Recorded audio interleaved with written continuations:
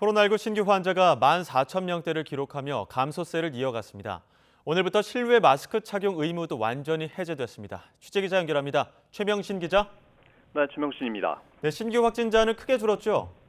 네, 오늘 0시 기준 코로나19 신규 환자는 14,169명입니다. 어제보다 11,000여 명, 일주일 전보단 5,000명 이상 줄었습니다. 지난 7월 11일 이후 11주 만에 최저 수치입니다. 위중증 환자는 427명으로 전날보다 11명 늘었고 사망자는 하루 사이 33명 늘어 누적 28,246명이 됐습니다. 정부가 코로나19 출구 전략에 속도를 내고 있는 가운데 오늘부터는 실외 마스크 착용 의무가 완전히 사라졌습니다. 그동안 50인 이상이 참석하는 야외 집회나 공연, 스포츠 경기 등에선 반드시 마스크를 착용해야만 했는데 오늘부터는 의무가 아닌 권고로 바뀌었습니다.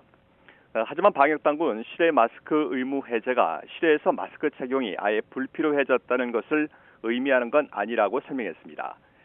과태료가 부과되는 국가 차원의 규제 조치는 해제되지만 상황에 따라 자율적으로 마스크를 쓰는 실천은 여전히 필요하다고 강조했습니다. 또 감염 위험이 상대적으로 높은 밀집 상황에서는 실외라도 마스크를 적극 착용할 것을 권고했습니다. 당국은 실내 마스크 착용 의무는 코로나19와 계절 독감이 동시에 유행하는 트윈데믹 가능성을 고려해 당분간 유지하기로 했습니다. 정기석 코로나19 특별대응단장은 실내 마스크 착용 의무와 관련해 7차 유행 가능성에 대비해 더 유지할 필요가 있다고 밝혔습니다. 정 단장은 실내 마스크 의무 해제는 7차 유행이 지나가고 어느 정도 안정이 된 뒤 일시에 다 같이 벗는 것이 혼선이 없다고 말했습니다. 그러면서 영아나 유아의 경우 언어 발달 때문에 먼저 벗어야 한다는 의견도 있는데 언어 발달은 중고등학생에게도 중요하고 대학생 때까지도 계속된다며 어느 시점을 잡아 일시에 해제하는 것이 훨씬 혼선이 줄어들 것으로 생각한다고 설명했습니다.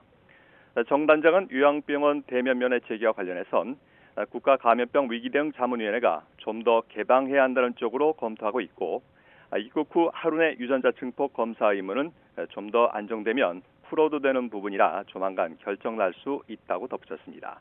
지금까지 사회부에서 YTN 최명신입니다.